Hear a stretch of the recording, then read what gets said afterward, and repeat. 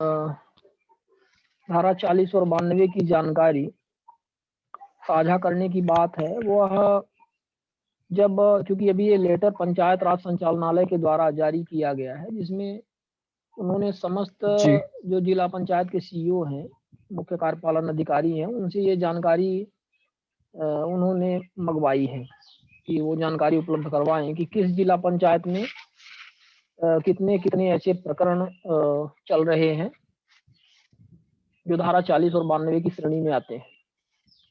धारा 40 जी जी 92 के पहले भी एक धारा 89, एक 88 और 89 रहता है। और 89 जो धारा 89, उसमें कलेक्टर के पास पावर होती है कि वह उन प्रकरणों की सुनवाई करें और वो अपना निर्णय देते हैं। तो धारा 89 की प्रक्रिया कहलाती है। और जब धारा 89 की प्रक्रिया पूर्ण हो जाती है, इसके बाद ही धारा 40 92 की जो कार्यवाही है पद से पृथक करने की और वसूली की कार्यवाही चलती है। तो वो जानकारियां जब सभी जिला पंचायत अपने अपने स्तर से पंचायत राज संचालनालय को उपलब्ध करवाएंगी, तो वहाँ उसको फीडिंग का कार्य किया जाएगा। और जिस प्रकार से आप जानते हैं कि मनरेगा का पोर्टल होता है और आपका जिसका पंचायत दर्पण का होता है, वहाँ पर ये जानकारियाँ उपलब्ध रहती है। आप क्लिक करें और अपने जिले में, ब्लॉक में और फिर पंचायत में जा करके जानकारियाँ प्राप्त कर लें। ठीक वैसे ही एक धारा 40 92 करके कोई टैब उसी किसी वेबसाइट में वो उपलब्ध करवाएंगे या कि डिस्ट्रिक्ट की वेब पोर्टल पे उपलब्ध करवाएंगे। इसमें आप जी क्लिक करेंगे तो अपने अपने जिले से संबंधित जो भी ब्लॉक हैं और जो आपकी पंचायतें हैं, उनमें ऐसी कोई कार्यवाही चल रही है धारा 40 92 की, तो आपके समक्ष आ जाएगी। जी धन्यवाद। अभी वो प्रक्रिया चल रही है। उनको 19 मई तक उसको जवाब देना है सभी पंचायत जिला पंचायतों को।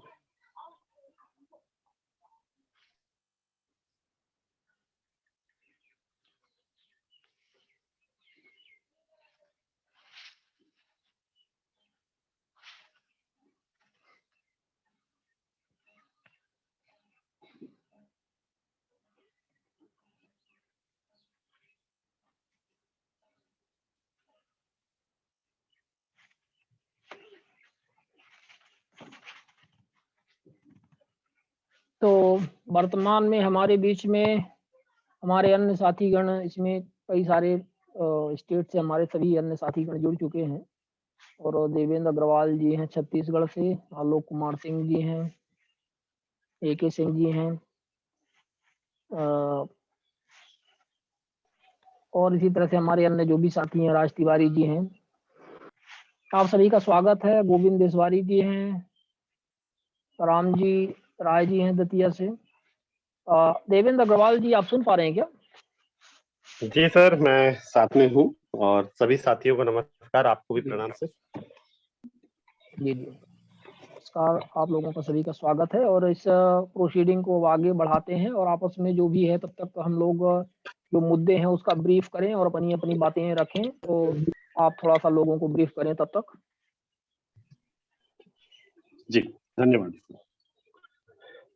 तो जैसा कि शिवानंद जी ने बताया है कि जो 41B है, इस पर हमारे कार्यक्रम में पहले भी कई बार इस बारे में चर्चाएं हो चुकी है, मीटिंग्स हो चुकी हैं और हम लोगों ने इस पर काफी व्यापक चर्चा पहले भी की है। लेकिन मैं थोड़ा सा इसकी शुरुआत में थोड़ी सी एक गंभीर बात कहना चाहता हूं। आप लोगों को थोड़ा सा दिल में ठेस पहुंचेगी, उसके लिए मैं पहले से क्षमा चाहूंगा कि आप लोगों ने हमारे कार्यक्रमों में लगातार जुड़ने के बावजूद भी, आपको फॉर्मेट उपलब्ध करवाने के बाद भी ये देखा जा रहा है कि साथीगण 41B पर गंभीर नहीं है। उन्होंने किसी भी अन्य विभागों में इस संबंध में कोई भी आवेदन नहीं लगाया है। जो साथियों ने, जिन साथियों ने आवेदन लगाया है 41B पर, अगर वो इस पर कुछ अपनी बातें कहना चाहते हैं तो मैं उन्हें भी आमंत्रित करूंगा और उनकी बातों को सुनना चाहूंगा कि उन्होंने जो 41B में आवेदन लगाया है उस पर उनको क्या रिजल्ट निकला, क्या व्यवस्था चल रही है, कहां पर उनको समस्या आ रही है। और जिन साथियों ने नहीं लगाया है उनसे मैं अंतिम रूप से आग्रह करूंगा कि वो इस धारा के प्रति गंभीर होइए, क्योंकि अगर वो इस धारा के प्रति गंभीर नहीं है तो वो RTI एक्टिविस्ट तो बिल्कुल नहीं है। हाँ, वो दूसरे वर्ग के लिए एक्टिविस्ट हो सकते हैं क्योंकि वो सिर्फ RTI के यूजर्स हैं, RTI के लिए काम करने वाले साथी नहीं है। मेरी भाई, इसीलिए आप लोगों से सभी से पहले इस बात की क्षमा मांग चुका हूं कि आप लोगों के मन को ठेस पहुंच सकता है। जो नहीं जानते हैं उनके लिए यह ग्रुप बना हुआ है, उन्हें सीखने के लिए, बताने के लिए, समझाने के लिए, सहयोग करने के लिए, आपसी में सहयोग देने में हमारी तरफ से कहीं कोई कोताही नहीं। पर हम आप लोगों से भी कुछ अपेक्षाएं रखते हैं कि इस संगठन की मजबूती और आरटीआई की मजबूती तभी संभव है जब हम सब मिलके काम करें। और मिलकर काम करने का मतलब होता है कि हम आपस में मीटिंग के जरिए से ये विषय पर निर्णय ले, साझा करें और विश्वास दिलाएं कि हम मिलकर काम कर रहे हैं और उसकी एक्टिविटी हमको नजर भी आनी चाहिए। तो अगर किसी साथी को इस विषय पर कुछ कहना है तो मैं पहले उनको सुनना चाहूंगा, फिर इसके विषय पर आगे हम अब चर्चा करेंगे। जैसा कि शिवानंद जी ने बोला है कि 11:40 से हमारे मुख्य अतिथिगण और विशेषकर जो आज के हमारे वक्ता है, प्रमुख वक्ता गांधी जी, शैलेश गांधी जी जुड़ जाएंगे, तो उसके बाद हमारा मेन कार्यक्रम शुरू हो जाएगा। लेकिन उससे पहले हमें अपनी बेसिक बातों पर चर्चाएं करनी अति आवश्यक। हेलो जी सिंह साहब। हाँ, तो ये धारा 4(1)(b) के बारे में मैं बताना चाह रहा हूँ कि मैंने झारखंड के क्षेत्र में मतलब केंद्र सरकार के जितने भी संस्थान हैं उनमें धारा 4(1)(b) के लिए मांगे 17 सूत्रीय बिंदुवार विवरण, और झारखंड में भी विभिन्न जितने संस्थान है सबसे मांगे। तो केंद्र सरकार वाला तो अभी सारा 30 दिन लगभग होने को हो चुका है, लेकिन अभी तक दिया नहीं गया है। और झारखंड वाला तो प्रथम अपील भी हो चुका है, आयोग में जाने के लिए तैयार है, लेकिन अभी तक दिया नहीं गया। आपको इस पे क्या बात समझ में आ रही है कि क्या, कहाँ पर हम लोगों को तकलीफ जा रही है और मुझे समझ में आ रही है कि इसका बहुत पीआईओ को पता ही नहीं है कि 4(1)(b) होता क्या है। वास्तविकता में पीआईओ को पता नहीं है कि वो जानबूझ के अनजान बन रहे हैं। नहीं, कुछ मामलों में लगा कि जानबूझ के अनजान कर रहे हैं, लेकिन कुछ मामलों में लग रहा है कि पता ही नहीं। तो मैं सभी साथियों को इस बात पर गंभीरता से आपको ध्यान दिलाना चाहूंगा। देवेंद्र जी। जी नमस्कार ठकराल साहब, कैसे हैं आप? हाँ जी, ठीक है जी, बढ़िया जी।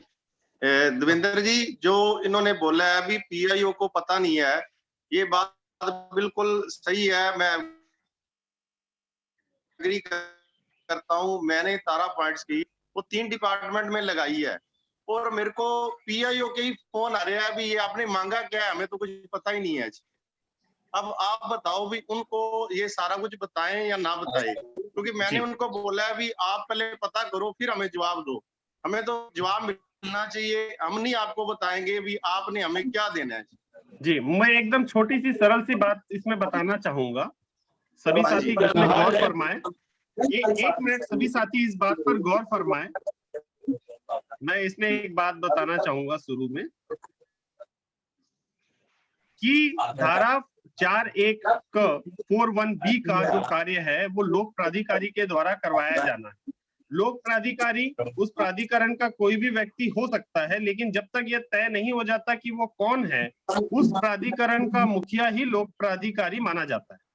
तो अगर आपने उस प्राधिकरण के मुखिया ने उस काम को नहीं किया या नहीं उसकी जानकारी है, तो आरटीआई के संबंध में हर सचिवालय से, संचालनालय से पत्राचार समय समय पर जाता रहता है। 4(1)(b) के बारे में वो इस बात को बोले कि उन्हें कोई पत्राचार आज तक नहीं मिला है 4(1)(b) के डिस्क्लोजर के लिए, तो यह बात बिल्कुल बेमानी है।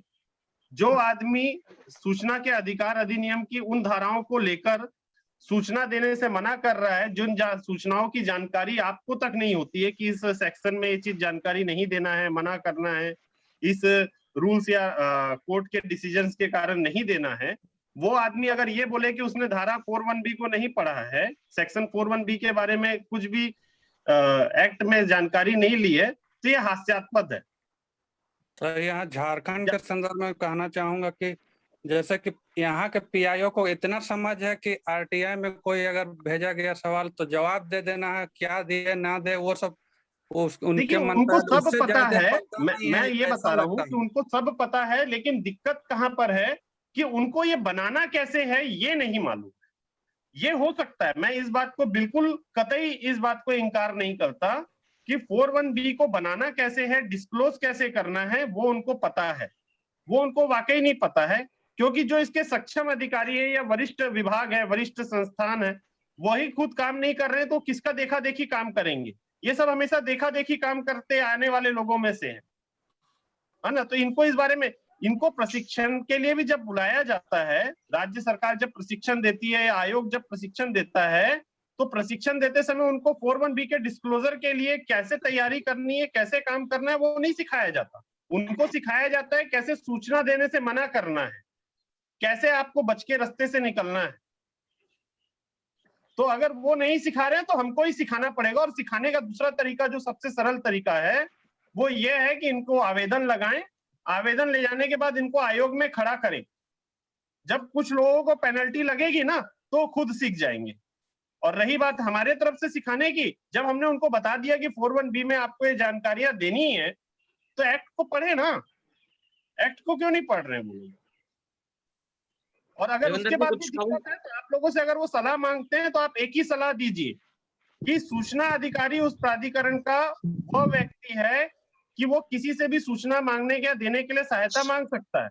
तो वो अपने लोक प्राधिकारी को एक छोटा सा लेटर लिख दे कि भाई मुझे ये आवेदन प्राप्त हुआ है, ये सूचना देने के लिए लोक प्राधिकारी का कर्तव्य था और मुझे ये अभी तक ज्ञात नहीं है कि वो जानकारी किसके पास संधारित है, कृपया इस पर हमें मार्गदर्शन करे। ऐसा लिख के वो अपने लोक प्राधिकारी को लेटर लिख दे। वो 5-4 में वो डीम्ड पीआईओ बन जाएगा लोक प्राधिकारी। एक लोक प्राधिकारी को भी पेनल्टी लग गई ना, तो वो सारे लोक प्राधिकारी सुधर जाएंगे। देवेंद्र जी कुछ बोलूं? हाँ सर, आदेश सर। सर पहले सभी को नमस्कार। सर मैंने ये 4(1) का जो लगाया है ना,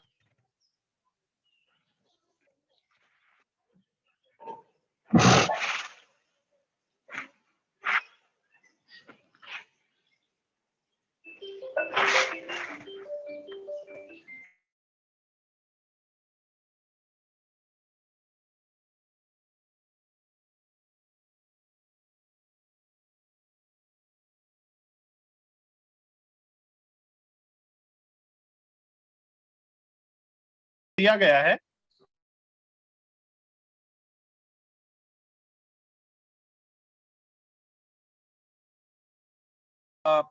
यह जब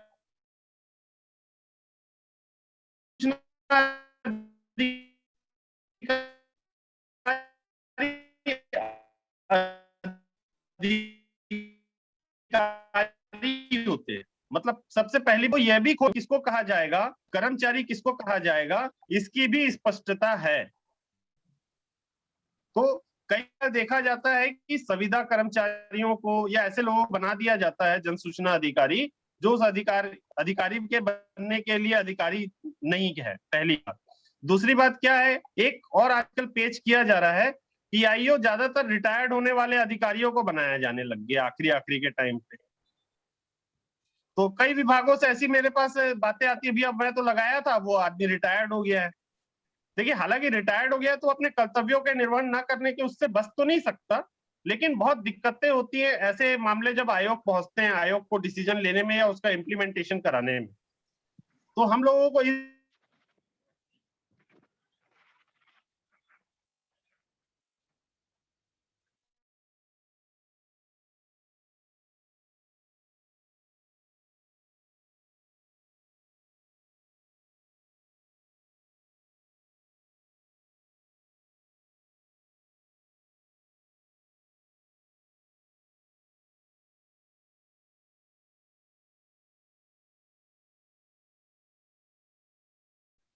और बाद में आके आयोग के पास अपना दुखड़ा रोएगा, और कहीं ना कहीं आयोग भी जो है इस मामले में थोड़ा सा विनम्र है,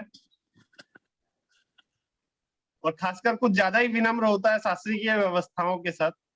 हमारे मित्र देवेंद्र सक्सेना जी कुछ कहना चाह रहे हैं। सर नमस्कार। सर नमस्कार। नमस्कार सर। सर मेरा कहना ये था कि मैंने एक आरटीआई लगाई थी यहाँ पे अक्टूबर 2020 में।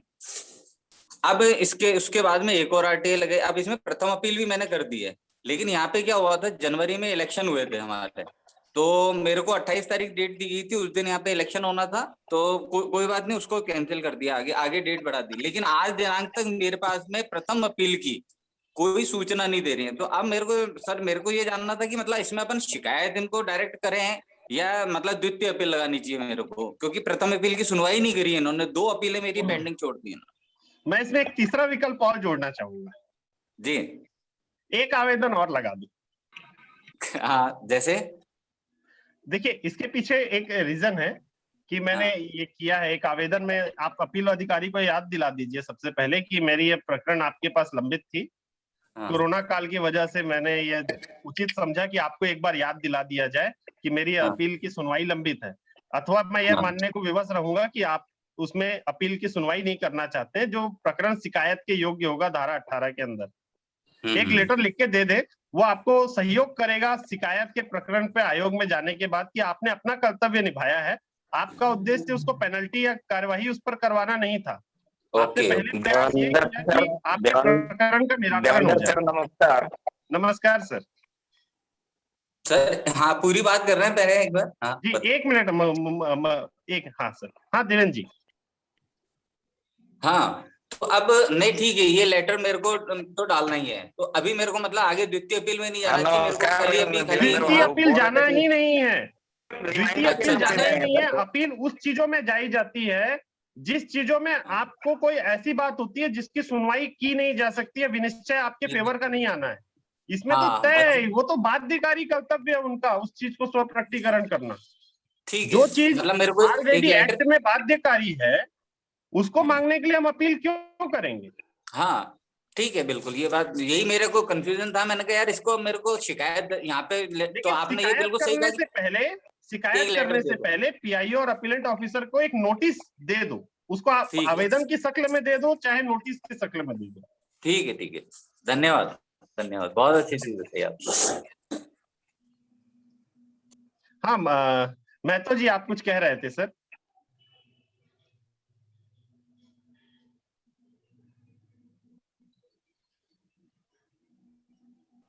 हमारे वरिष्ठ साथी सुरेंद्र जैन जोधपुर से। जी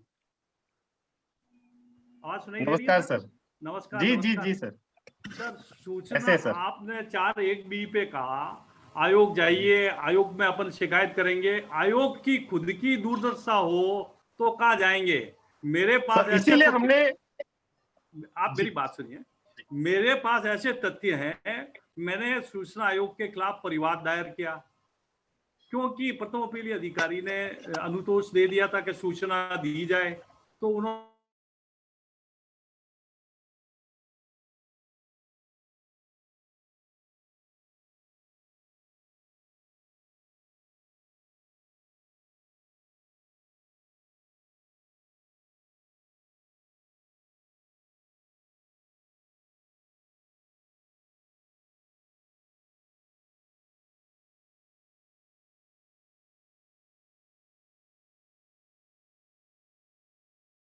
चार बी में वहां जाए अपन, पर आयोग की स्थितियां खराब है। आयोग कोई अनुतोष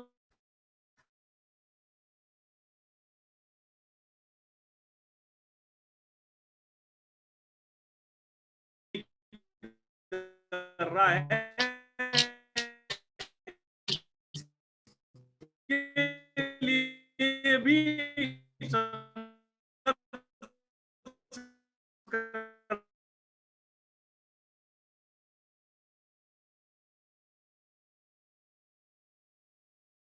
लेटर्स को आवेदन को लगाने का उद्देश्य हमारा ये है वो आयोग के पास जाएंगे तो आयोग पाल करता है। हमारे जितने भी प्राधिकरण होते हैं, जितनी भी व्यवस्थाएं होती हैं, इन सबका मुखिया राज्यपाल और वरिष्ठतम में राष्ट्रपति होता है। ठीक है, इन्हीं के पास शक्ति होती है उन्हें अक्षम साबित करने की, नकारा साबित करने की, तो उनको अक्षम और नकारा साबित करना पड़ेगा ना सर। ये सब तथ्य है आपके पास। जब वो अपने काम को नहीं कर सकते हैं तो ऐसे व्यक्ति को उस पोस्ट में बैठ के तनख्वाह लेने का कोई अधिकार नहीं। सहमत हूँ, मैं भी लंबे समय से। जैन साहब नमस्कार। देवेंद्र जी हमारे बीच में एक स्पेशल गेस्ट हैं, we would like to welcome Mr. Veeresh ji from Bellur. Sir स्वागत है आपका. Thank you very much. नमस्ते सर. मुझे बहुत खुशी हो गया, आप सबसे मिलकर बहुत खुशी हुआ.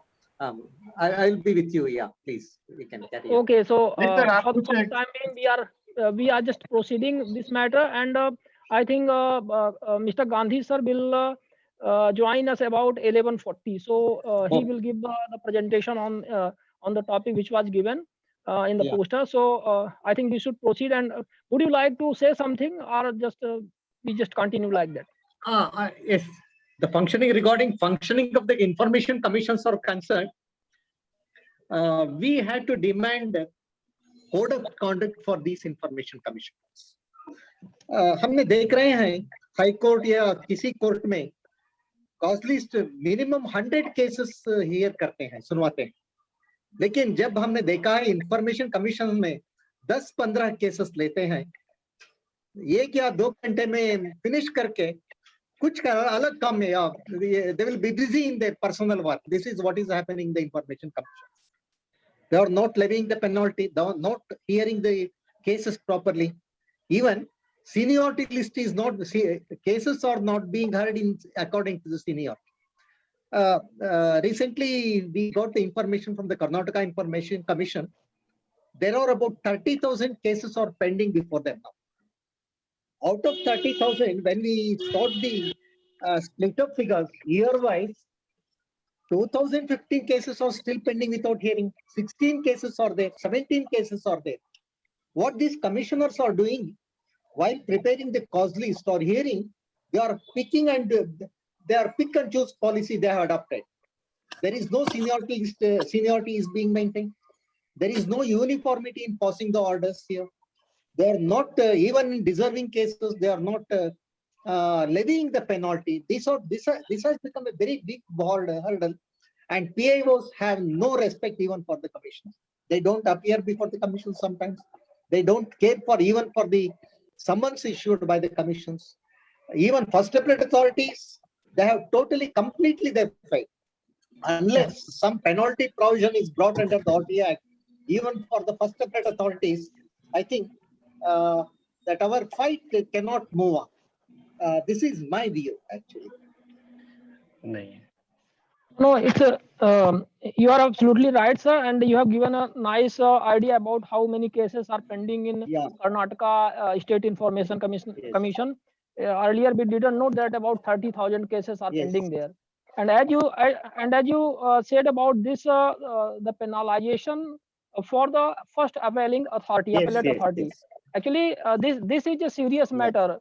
On this issue, what additional things you would like to add? How this procedure could be, I mean, initiated so that we can force to those state information commissions and also central information commissions that they should review this entire RTI Act, and they should put some specific instructions, some rules to penalize these FAO. I mean, first appellate authority. Yes, definitely, definitely, yes.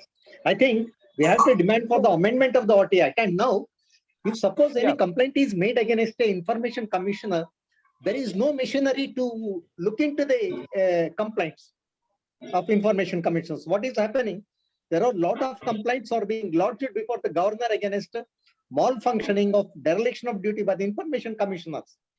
The governor, what he is doing, governor secretaries, simply they are forwarding those complaints to the chief information commissioners, and chief commissioner has no control over he has no authority to take any action against them. So this has resulting in dereliction of duty, by continuous dereliction of duty by the information commissioners. Though, and therefore, there must be a machinery to look into the complaints of the information commissioners. The first thing is. Another thing is, so when we studied how these consumer forums are functioning, there is a monitoring system. So the functioning of the district commission will be monitored by the state commission. The state commission performance will be monitored by the national commission. So, but here there is no such monitoring agencies for the information commissions. This is one of the reasons why there is malpractice, corruption, dereliction of duty in the information commissions. Yeah, absolutely right. Actually this is the problem. We don't have any. मैं थोड़ा सा add करना चाहूंगा। Yeah. हम लोग इस मौजूदा कानून को बेहतर करने का प्रयास कर सकते हैं, संशोधन की गुंजाइश नहीं है। ये अपने आप में सक्षम कानून हमें मिला है। सिर्फ इसके प्रावधानों को, जो हमें प्रावधान मिले हैं, अगर इनके प्रावधानों को हम लोग तो पूरे देश में सही से लागू करवा पाए तो ये एक्ट अपने आप में मजबूत एक्ट है। क्योंकि धारा 1 में कह दिया गया था कि 120 दिन बाद आपको बाकी चीजें क्या क्या लागू करनी है। धारा 4, अगर धारा 4(1)B को हम लोग मजबूती से करने लगे तो कोई भी प्राधिकरण ऐसा बचेगा ही नहीं कि जहां पर उसके कार्यों के बारे में सब कुछ उनको प्रदर्शित ही करना है। आप मेरी बात को समझ रहे हैं? Do you understand? Yes, मुझे मालूम। What I mean to say. No, actually, the basic reason for this weakening of the implementation of RTA Act is the compliance to the Section 4 is concerned here. If all the public authorities, if they publish the Section 4 declaration properly, then we need not have to make application to get the information. That unfortunately, most of the public authorities, they are not publishing their Section 4 information, and even commissions are also not interested in implementing the provisions of the Section 4. So this is one of the reasons for weakening of the RTA in the country actually. यहाँ पर हम direction of duties को ले सकते हैं और इसके लिए संगठित रूप से पूरे देश भर में इस विषय पे हम लोगों को जहाँ से हमको रिलीफ प्राप्त हो सकती है उस फोरम में हमें अप्रोच करने की आवश्यकता है।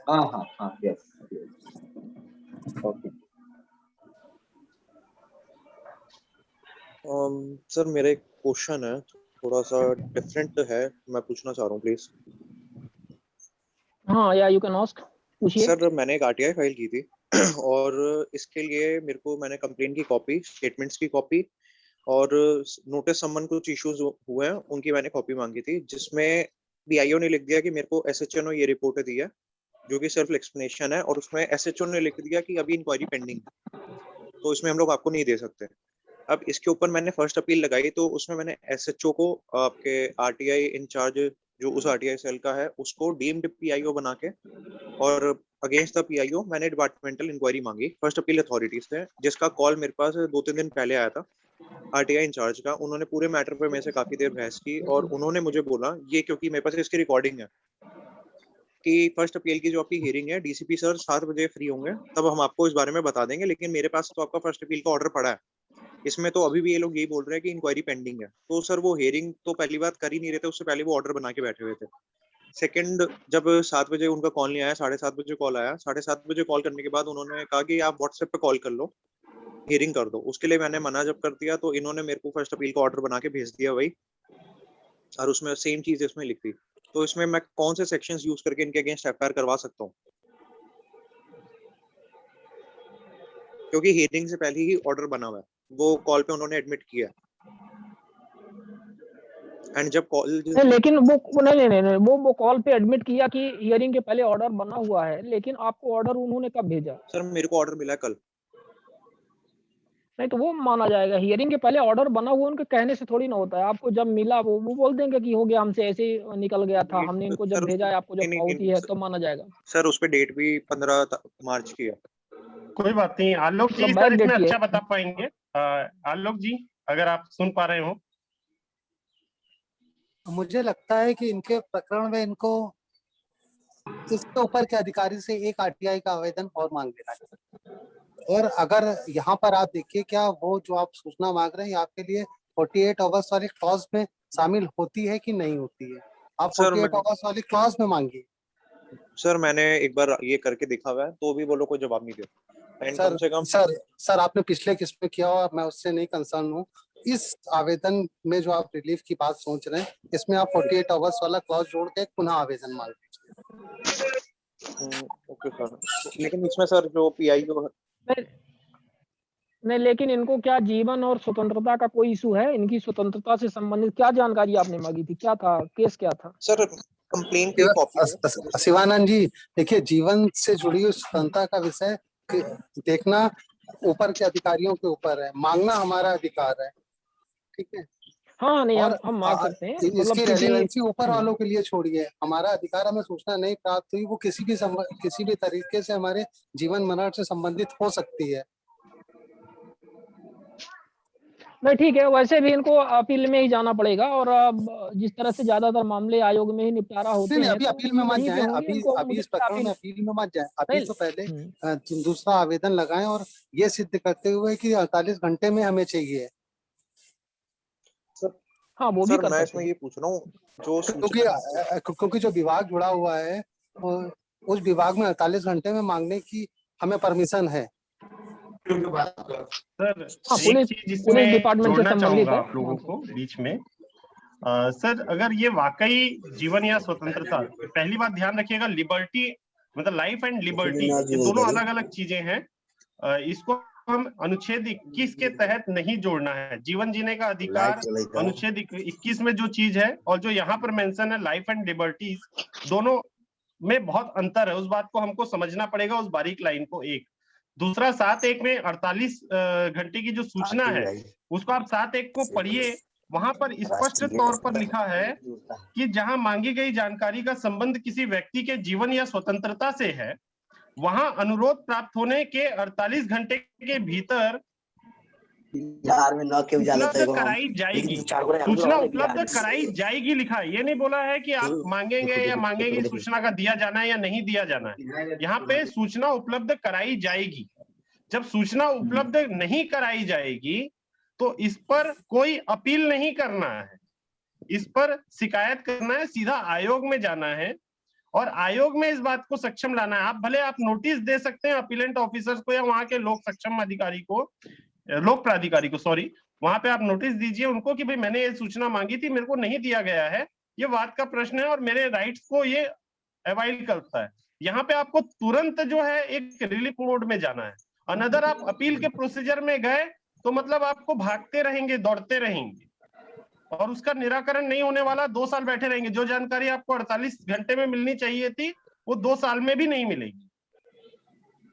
तो आप फिर से इस एक्ट को पढ़े, सेक्शन 7(1) पर फिर से नजर करें। सर इसमें एफआईआर नहीं हो सकती इन लोगों के अगेंस्ट? अगर ऐसा मामला होगा, जो मामला उससे रिलेवेंट होगा, तो ऐसा किया जा सकता है। हमारे साथ हमारे आज के प्रमुख वक्ता जुड़ चुके हैं, माननीय शैलेश गांधी जी। हालांकि मेरे को मालूम है माननीय शैलेश गांधी जी बोला हो तो माननीय जी के लिए गाली पड़ने वाली है, मुझे पहले से क्षमा मांग ले रहा हूं, लेकिन हम लोग नहीं सुधरेंगे।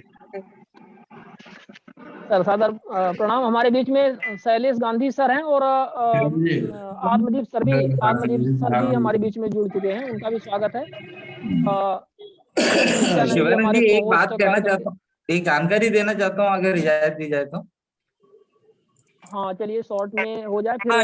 वो एक ही लाइन में ही है। एक ही लाइन में बताना चाहूंगा कि हमारे राजस्थान के गोपाल कंसारा जी हैं, आरटीआई एक्टिविस्ट, इन्होंने अभी एक हमारे जो सूचना आयोग के अंदर एक एप्लीकेशन दी थी, जिसके तहत उन्होंने धारा 15(4) के तहत लोक अदालत लगवानी शुरू करवाई है और इसकी पहली राजस्थान में हमारे अदालत लग रही है उदयपुर के अंदर 7 अप्रैल को। तो अब आयोग भी लोक अदालत लगाना शुरू कर चुका है, ये मैं जानकारी देना चाहता हूँ। सभी लोग बहुत अच्छी है, बहुत अच्छी बात है। इंतजार कर रहे हैं कि उस पे किस तरीके की आगे कार्रवाई होती है। अगर ये कार्रवाई वाकई अच्छी रहती है तो ये वाकई एक माइलस्टोन वर्क होगा।